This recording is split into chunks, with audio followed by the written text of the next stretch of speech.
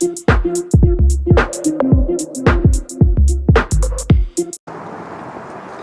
y'all! Welcome to our first adventure. Today we're at Atlanta's Oakland Cemetery. Come join us.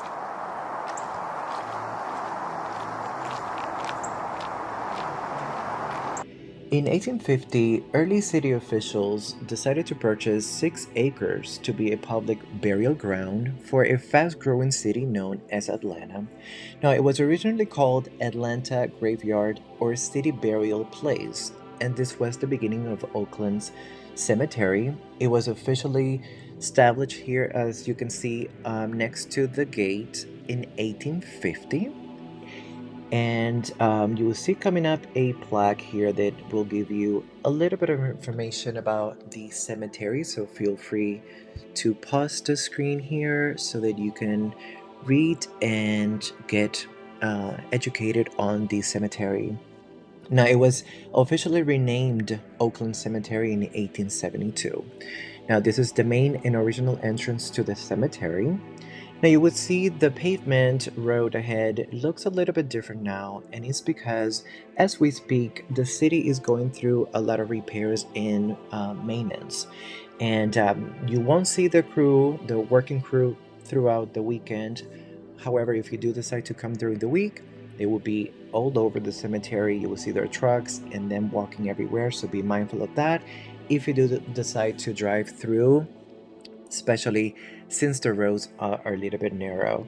Now, the yellow building to the right side of the screen, it's been built, is the future visitor center. You can park next to it on the street, which is free, and also there's additional parking space available on the back of the yellow building. There's a lot just designated for the cemetery, and at least for the time being, it's free. So keep that in mind.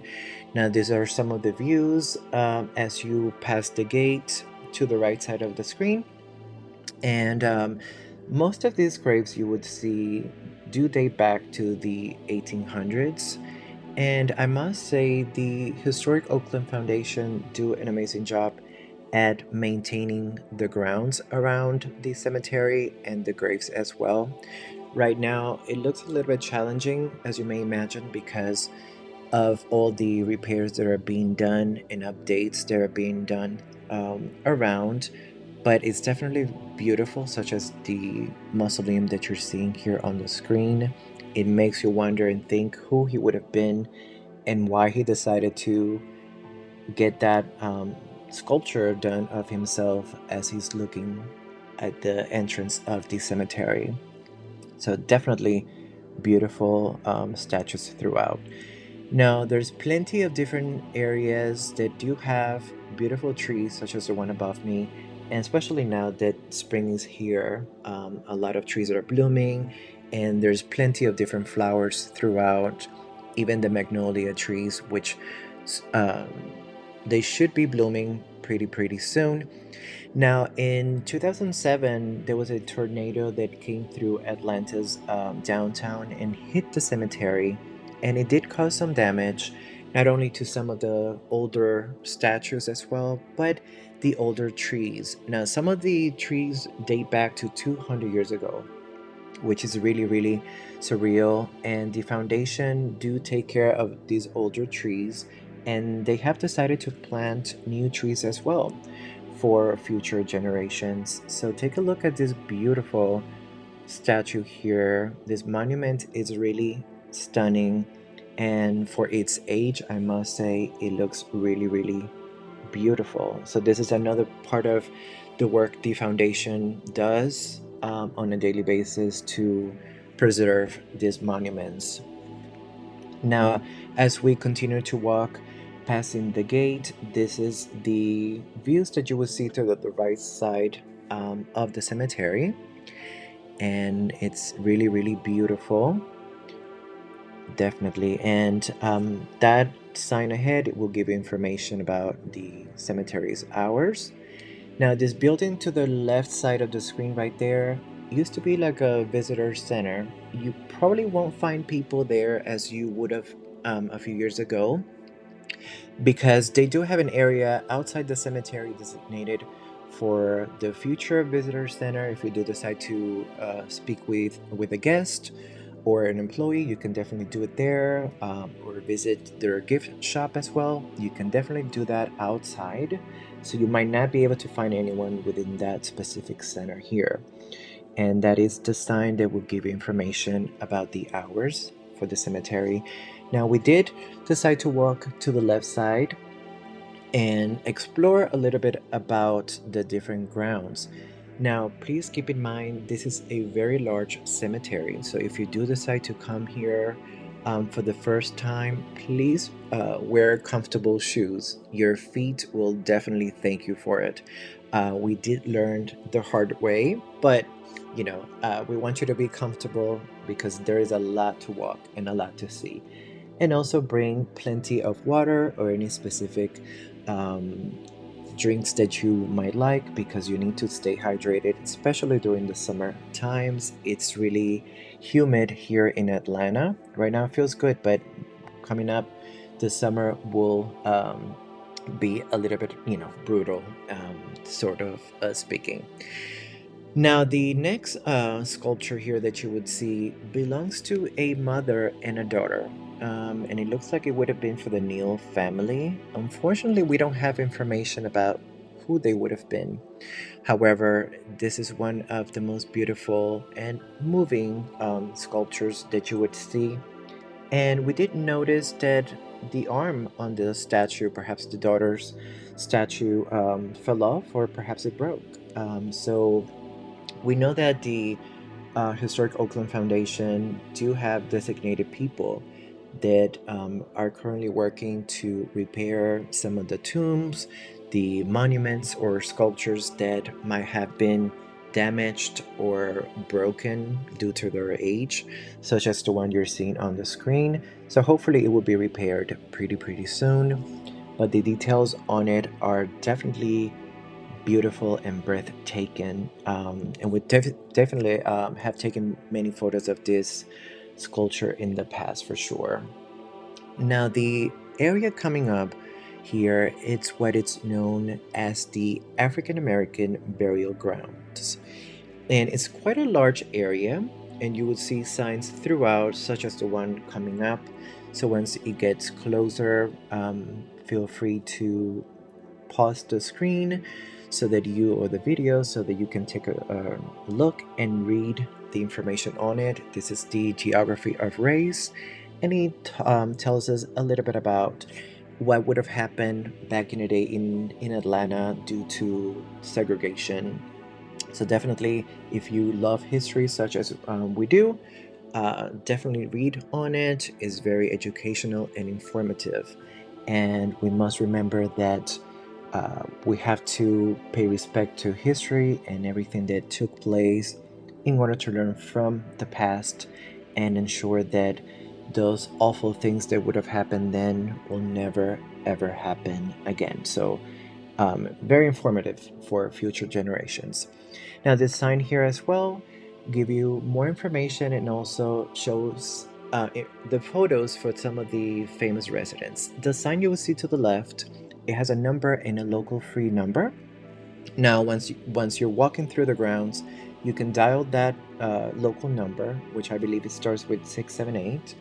And as you're walking through the different areas, it gives you information. It's a free audio tour that you can use, and the recording will give you information about the grounds, any specific key points, whether it's about that specific area or the history behind it, or any famous residents throughout that you might be able to see. So if you are coming here for the first time, take advantage of it. We've done it before, and I did it this time that we went, just to make sure that it was working properly, and it did. So definitely take advantage of it. It's totally free of charge. Now, the first famous resident that you will find here in this specific area is Miss Carrie Steele Logan. She lived from 1829 to 1900. Now, she was born into slavery and orphaned as a young girl. Miss Carey was emancipated and she worked as a maid in the waiting rooms at Union Station, where she noticed many children being abandoned. Now, she let the children play and took care of them while she was working, and the Carrie Steele Pitts home continues to serve abused, neglected, and orphaned children today. So, definitely a beautiful legacy that she left behind. Now, the next famous resident burial area you would find here coming up on the screen. This is the gravesite of Miss Selena Sloan Butler. Now, Miss Butler was the founder of the nation's first parent teacher association for the African Americans in the Atlanta area in the year 1911. So, definitely a very smart woman, as you may imagine. I would say also a woman ahead of her time. So, someone to really admire, and she left a beautiful legacy for sure. Now, the next burial area that you would see here for another famous resident belongs to a bishop. And this is the final resting place of Bishop Wesley John Gaines. And Mr. Gaines lived from 1840 to 1912. Now, he was the 16th bishop of the African Methodist Episcopal Church and the second pastor at Atlanta's landmark Big Bethel Church. And mostly, he was the founder of the Morris Brown College, which is a very well known college here. Now, many students have gone through this college, many generations have graduated from this specific college, since he created that in 1912. So, definitely a beautiful and everlasting legacy that Mr. Gaines left for sure. Now, this area coming up, you won't find any specific famous residents throughout. Nevertheless, it's still a beautiful area to admire, and you can take a look around and admire the different grave sites and also the sculptures, such as the one in front of you. So, definitely a beautiful, beautiful area. Now, an interesting fact coming up here on the screen, you will see this mausoleum that it's very beautiful. It did get our attention right away. We don't believe that we noticed it before. However, you would see that on each side of the mausoleum, there's a message, as you can see. So hit pause here so you can read one of the messages, and it's a really beautiful work of art. So the architect definitely did an amazing job, and this is the front views of it.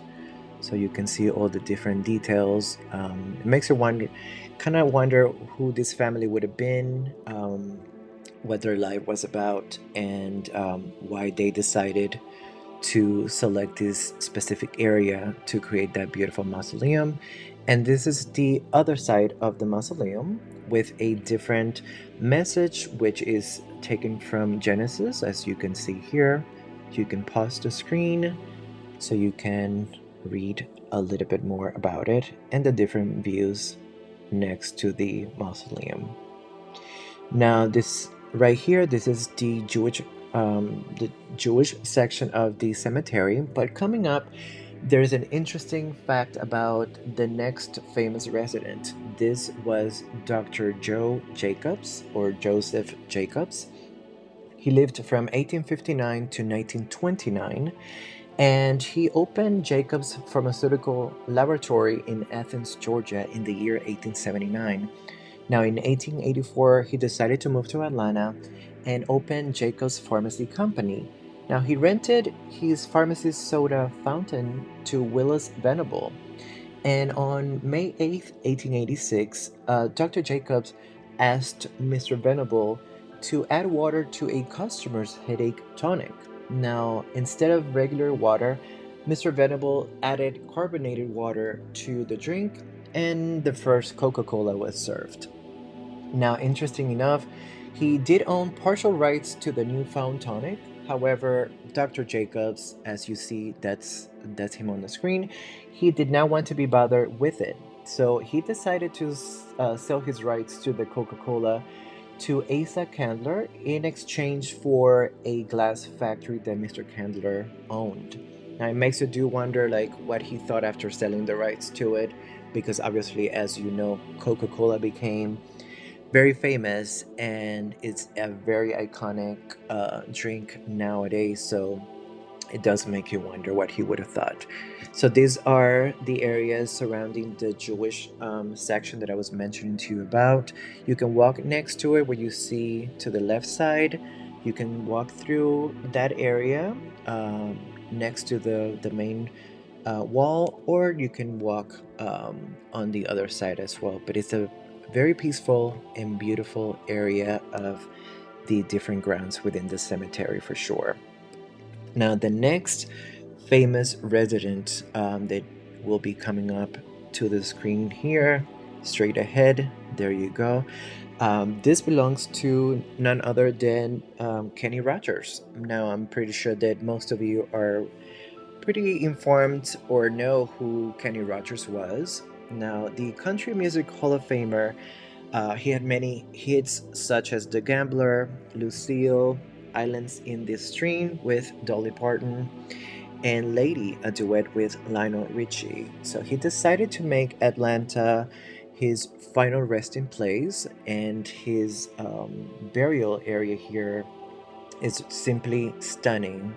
You can definitely take a look at the black marble that surrounds the grave and the messages that you would see at the very top as well. It's not as clean as you would have thought because, it's pollen season here, so it's everywhere as we speak for sure, but nevertheless, a really beautiful resting place for a really, really famous country singer for sure. So may he rest in peace. Always the late Kenny Rogers. And the next famous resident coming up here is going to be Robert T. Jones, known as Bobby. Now, Mr. Jones lived from 1902 to 1971, and he was considered the greatest amateur golfer of all time. Now, he's the only person to win the four major golfing titles in 1 year, which was 1930. However, he decided to retire from the competitions and became an attorney and co founder and co designer of the Augusta National Golf Club. And there he is. And as you can see, a lot of fans do decide to come here and leave him golf balls for sure. So he's definitely well remembered for sure. Now, this area here, it was new to us. We've been to the cemetery before, but we did notice this specific area, and it looks, I would say, a little bit more newer than the rest of the areas, but it's definitely interesting. So you can pause the video here so you can take a read and learn the message and dedication behind it. Definitely a beautiful area to see as well, and you can take a look at the different angles for it. Definitely breathtaking. The next one and very famous resident of the cemetery is a well-known author and an Atlanta native, Miss Margaret Mitchell. And now, some of you may be familiar with Margaret, and for those of you who are not, she was the author of the famous Gone with the Wind book, and the actual book was turned into a major Hollywood hit in 1939 and had its premiere here in Atlanta the same year as well. Now, she did die in 1949 in Atlanta while crossing the street with her husband. She was unfortunately hit by a taxi cab, and she later on died at Grady Hospital at the age of 49. But we'll definitely do another video dedicated to Gone with the Wind, and we'll touch more on Margaret Mitchell, so stay tuned for that other video. Now, this beautiful sculpture that you would see here on the screen, it's really, really beautiful, and we've taken many photos of it as well. Now, we don't know who Mary would have been, but it's definitely beautiful and makes you wonder who who she was, what her life would have been like, and why she decided to have that beautiful sculpture done of this beautiful angel. Now, the next one monument here that you would see, it belongs to a doctor, Dr. Cox, and it's once you get closer to it, you would definitely see how huge and tall that is. And again, we've taken many photos of it in the past, but it's definitely a beautiful monument to admire. Now, next to that monument, you would find these other two monuments as well. And the mausoleum is really beautiful, especially when the sun hits the windows. You can take a look inside and the colors and admire the architecture. And not only for the mausoleum, but also the monument as well, which is really, really, really beautiful. Now, this next monument here, or excuse me, mausoleum, it's really beautiful as well. I love how it's sitting in the middle of two different roads, and it does make you wonder what it would have looked, excuse me, what it would have looked back when it was created. Now, the door is locked, so make sure not to try to open the door because all these private mausoleums are not open to the public. So be mindful of that and respectful of that. However, you can get closer to it and admire its beauty.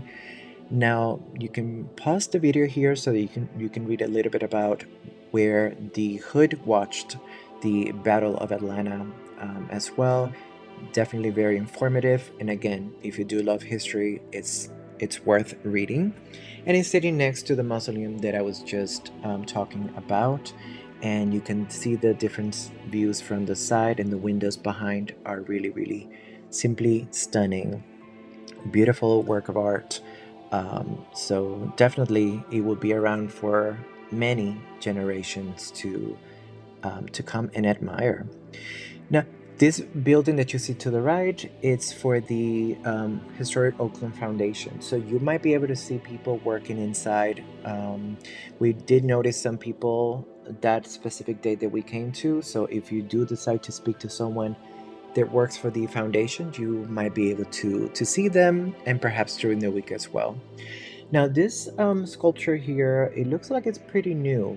We didn't see that before whenever we did come to the cemetery, but this sundial is definitely a beautiful piece of art to admire, and it does have this plaque here that you can pause to read a little bit about it. Definitely worth seeing.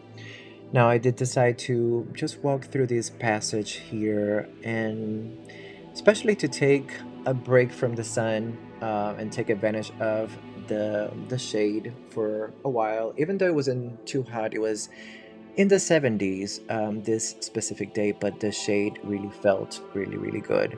So again, one of the many areas within the different grounds that you can walk through, and wherever you go, it's always very quiet. And there goes an antique. We love seeing antique cars whenever we get lucky to see one. So definitely a nice surprise that just walked, actually, as we were walking by, that just drove by. Now, the next famous resident that it's coming up on the screen, it belongs to Maynard Jackson.